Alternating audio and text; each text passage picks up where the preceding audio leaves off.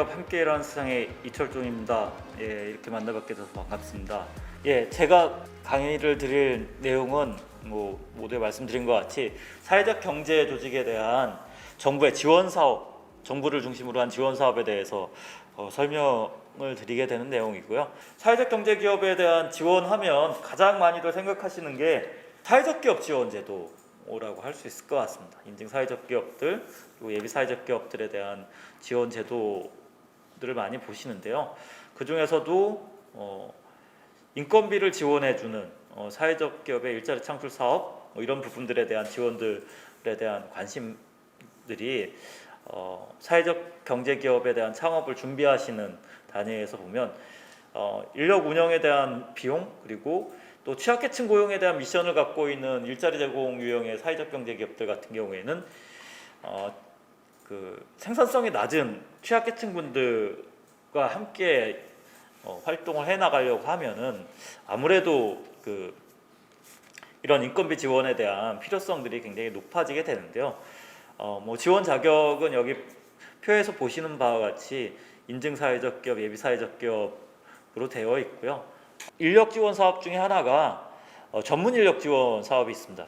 보통 이제 앞전에 일자리 창출 지원 사업은 취약계층을 고용하는 부분에 있어서의 어떤 인건비 지원 성격이 좀 강하다고 하면은 전문 인력 지원은 시장 경쟁을 하기 위해서 사회적 경제 기업들이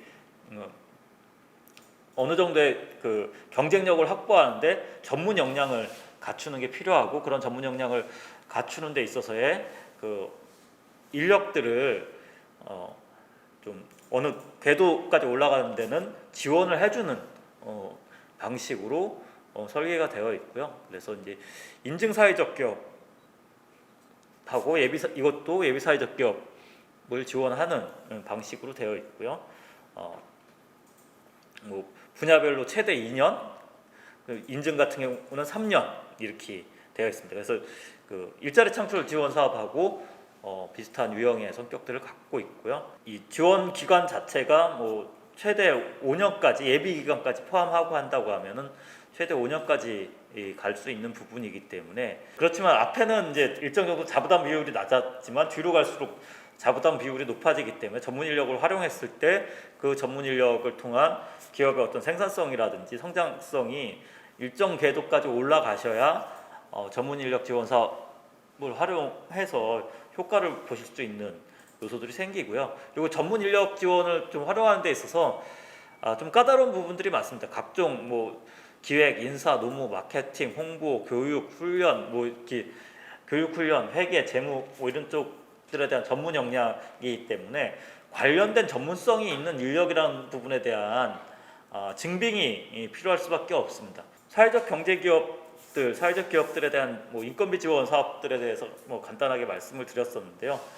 그 다음에 많이들 활용되시는 것들이 이제 그 사회적 경제 기업을 위한 사업 개발비 지원 사업입니다. 보통은 이제 브랜드, 기술 개발 이런 쪽에 이제 R&D 비용이라든지 판로 개척을 위한 홍보, 마케팅 비용 그리고 제품을 개발하는데 이제 성능이라든지 품질 개선 비용, 재정 지원을 통해서 사업을 만들어갈 수 있게끔 지원하는 부분인데요. 이 사회적 경제 기업의 이 사업 개발비 지원 사업은 지원 규모로 보면 굉장히 큰 규모입니다. 사실 한 기업당 최대 3억 원까지 활용을 할 수 있고요. 이 3억 원이 이제 1년에 다 3억 원을 활용할 수 있는 게 아니라 연간 지원 한도가 이제 그 인증 사회적 기업으로 1억으로 제한이 되어 있고요. 최대 3억 원까지 단연간에 거쳐서 활용할 수 있게끔 되어 있습니다. 근데 이런 그 지원을 받는 부분에 있어서 사회적 경제 기업들이 이 지원 사업에서 좀 유념하셔야 될 부분들이 몇 가지 있습니다. 보통 아직 준비가 안 돼 있는 상태에서 사업개발비 신청들을 하시는 경우들이 많이 있으세요. 내가 필요한 것들을 명확하게 이제 구축하지 않은 상태에서 사업개발비 지원을 하시다 보니까 크게 쓰임을 갖지 못하는 지원이 되는 경우들이 많이 있습니다. 오히려 그 준비가 안 돼 있으시다고 하면 사업개발비 지원을 신청하시기보다는 진짜 적기에 필요할 때 진행하시는 게 적합하다고 보여지거든요. 그리고 이 연간 지원 한도 1억을 지원 한도가 1억이니까 1억을 다 받으실 수 있느냐? 그거는 사실 쉽지는 않은 상황이기도 합니다. 사회적 기업의 사업개발비 같은 경우에 수도권의 사회적 경제 기업은 굉장히 숫자가 많다 보니까 정해진 예산 대비 그 수요가 많은 상황이고요. 그리고 비수도권으로 가면은 예산 대비 수요가 좀 적은 편입니다. 그러니까 배정된 예산 대비 사회적 경제 기업 숫자가 밀도가 높은 곳은 좀 수도권이고요. 비수도권 같은 경우에는 이 지원에 대한 수요의 밀도가 좀 낮은 편이다 보니까 오히려 이제 비수도권에 있는 기업들은 그 한도에 가깝게 지원 사업들을 활용할 수 있지만 이 사회적 경제 기업의 사업개발비 지원 사업이라든지 전문 인력 지원 사업이라든지 뭐 일자리 창출 지원 사업이 다 그 고용노동부에서 예산을 편성하지만 지방자치단체로 내려가거든요.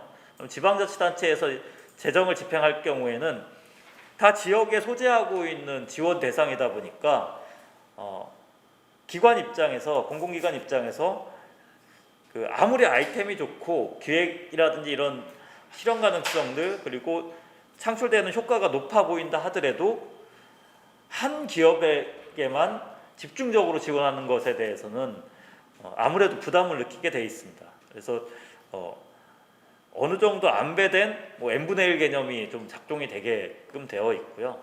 그런 지점에서 이 수도권에 있는 사회적 경제 기업들이 이 사업개발비를 활용하시는 데 있어서는 좀 규모의 한계들이 있다고 말씀드릴 수 있을 것 같고요. 이제 사회보험료 지원 사업은 고용 규모가 좀 큰 기업일수록 이 지원의 활용점이 굉장히 좀 커지고요. 저희 회사도 고용 규모가 지금은 10여 명 남짓한데요. 그 예전에 이제 시설물 쪽 관련된 용역 비즈니스를 하고 있을 때는 최대 고용 규모가 한 250여 명 정도까지 갔었고요. 그런 고용 규모에 가까웠을 때 이 사회보험료 지원 같은 경우에는 인원이 많은데 뭐 인당 여기 보시는 것 같이 월 17만 8천 원이지만 10명이면 170만 원이고요. 50명이면 거의 1,000만 원에 육박하는 금액이 되거든요. 뭐 한 900만 원 가까운 그 지원금이 되다 보니까 월 900만 원에 해당되는 지원금이면 그 연간으로 따지면은 1억 원 정도의 지원이 되기 때문에 저희도 이제 그 지원에 거의 맥스치의 그 사회보험료 지원을 받았었기 때문에 특히 일자리 제공형 사회적 기업들 같은 경우에 취약계층 고용 비율이 높고 그런 부분에 대한 인건비 부담이 클 경우에 이런 사회보험료 지원 사업은 굉장히 유용할 수 있고요. 다 이것이 일몰제 방식의 지원 방식이기 때문에 개시일로부터 몇 년 뭐 이런 식으로 되어 있습니다. 그 다음에 이제 초기 기업들 입장에서는 이 세제 지원에 대해서는 많이 체감이 안 되시는 부분이시긴 한데요.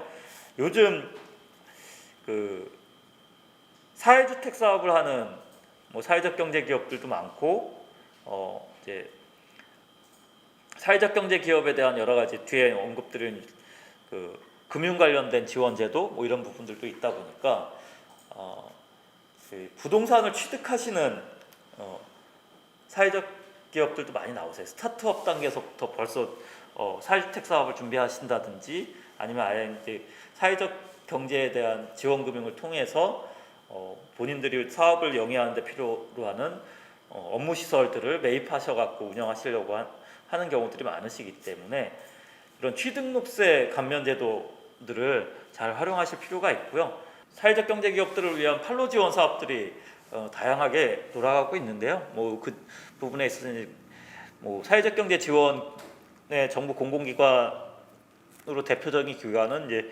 사회적 기업 진흥원이 있죠. 그리고 사회적 기업 진흥원에서 이런 판로 지원 사업들을 계속 진행하고 있는데요. 뭐 이스토어 365라고 하는 그 사이트를 통해서 상품들을 소개하고 홍보해주는 활동들을 하고 있고요. 판로 지원에 있어서 여러 가지 민간 유통 채널이나 공공 유통 채널에 대한 입점 지원들이 많이 되고 있어 갖고요. 이것도 다 공모로 나오는 방식이기 때문에 항상 체크를 하셔야 됩니다.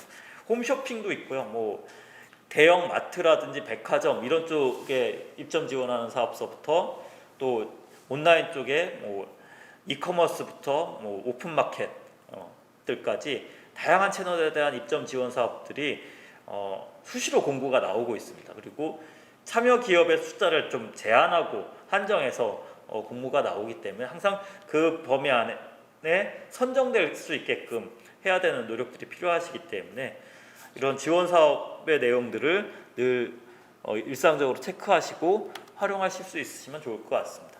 민간 판로에 대한 지원 사업도 얘기 드렸지만 공공시장에 진입할 수 있게끔 지원하는 제도들도 많이 되어 있고요. 그럼 법적 근거까지 다 마련이 되어 있으니까 뭐 사회적 기업도 사회적 기업 육성법에 명시가 되어 있고 협동조합 기본법에는 뭐 일반 협동조합 지금 강의 듣고 계신 분 계실지 모르겠는데 좀 아쉬우시겠지만 협동조합 기본법에는 사회적 협동조합에 대해서만 그 공공에서의 우선 구매에 대한 규정이 명시가 되어 있고요. 자활기업에 대한 규정도 있고요. 그래서 이런 지점들에 대해서 뭐 마을 기업이 좀 아쉽지만 이제 법적으로 우선 구매에 대한 규정들이 있지는 않습니다. 뭐 요거는 이제 좀 풀어 나가시면 되겠지만 지침상에는 또 어느 정도 형성이 돼 있기 때문에 크게 아쉬움을 가지시기보다는 그 나름의 접근 방식을 가져보실 필요가 있을 것 같고요. 사회적 경제 기업들한테 의미 있는 분기점을 형성한 공공시장에서의 지원 제도라고 하면은 사회적 경제 기업에 대한 수의계약 한도의 확대입니다.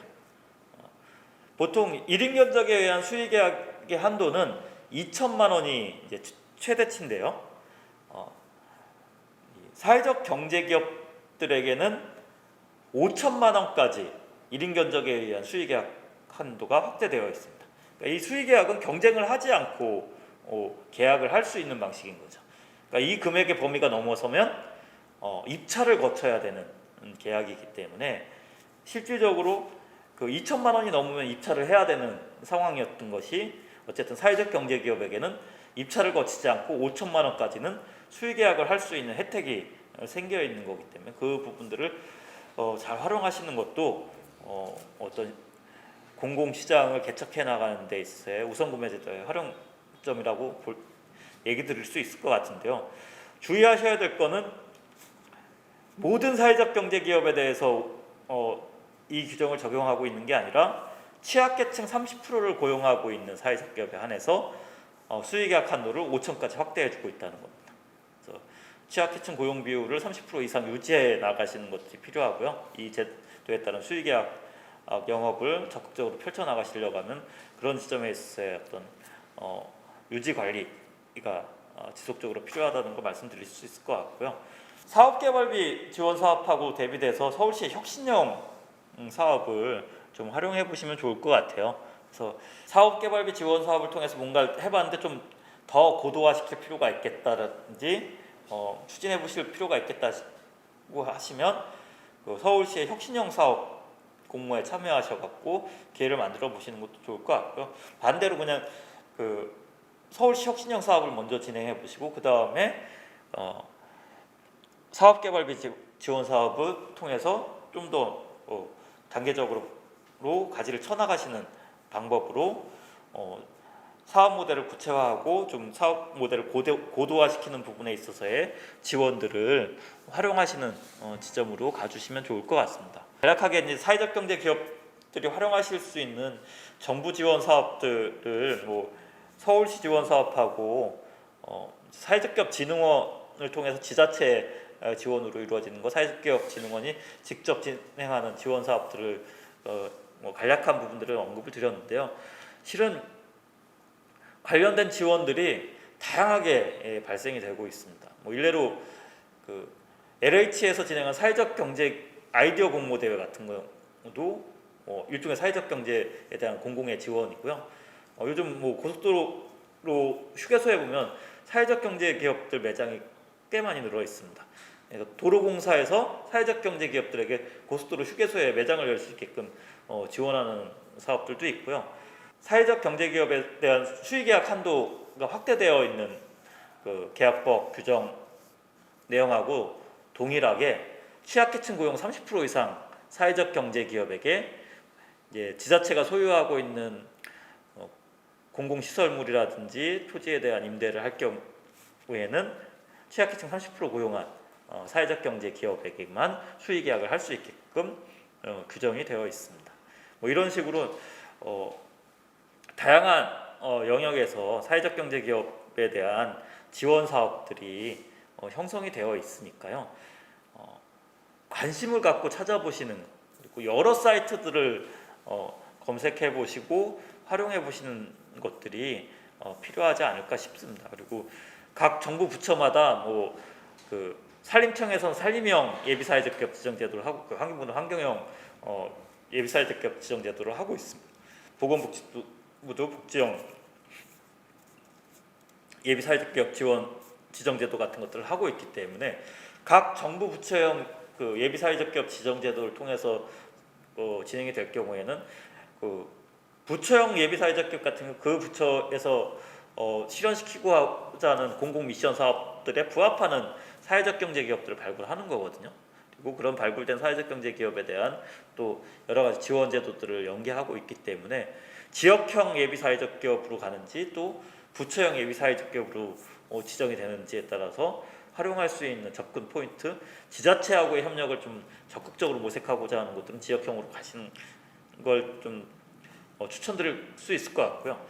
정부 부처에서 각 부처에서 시도하는 사업하고 연계점을 만들어 보고 싶으신 기업들은 정부 부처형 예비사회적 기업 지정 제도들을 활용하시는 것도 필요합니다. 그리고 지금 좀 전에 LH 사례도 말씀드리고 도로공사도 말씀드렸는데요. 코레일 같은 경우에도 스토리웨이죠. 거기 이제 그 철도 역사들에 있는 일종의 이제 철도 공사가 운영하는 편의점 이런 데 입점 지원하는 사업들도 있고 합니다. 그래서 많은 공공기관들, 공기업들이 사회적 경제 기업들에 대한 지원 사업들을 공지하고 진행하고 있기 때문에 그런 사이트들을 잘 찾아보시는 게 필요하고요. 그 최소한 서울시 사회적 경제 지원센터의 그 공지 사항란하고 그 사회적 기업 진흥원의 이제 외부 공지란이죠. 그 열린 알림방 이런 데들만 열심히 보셔도 다양한 지원 사업들, 다른 부처든 다른 공공기관들이 진행하는 사회적 경제 기업을 위한 여러 가지 공모 지원 사업들에 대해서 소개가 많이 되어 있습니다. 그래서 일일 서칭을 계속 해주시고 리뷰를 해주시면 결국 계속 보시다 보면 우리가 활용할 만한 지원 사업들, 적합한 지원의 내용들을 발굴하시고 그거에 따른 기획 운영들이 가능하실 거니까요. 기회는 찾으시는 거지 기다리는 게 아닌 거라고 좀 말씀드리고 싶거든요. 그래서 그 기회들을 지원의 기회들을 좀 지금 강의 듣고 계신 예비 사회적 경제기업 창업자분들이시라면 좀 유념하시고 그런 부분들을 시도해 보시면 좋지 않을까 싶습니다. 오늘은 그 사회적 경제기업에 대한 정부의 지원 사업에 대해서 간략히 설명드렸고요. 이런 지원 사업을 활용하시면서 좀 더 사회적 경제 기업답게 성장할 수 있는 계기점 그리고 활용점들을 잘 모색해 보시면 좋지 않을까 싶습니다. 오늘 강연 이상 마치도록 하겠습니다. 감사합니다.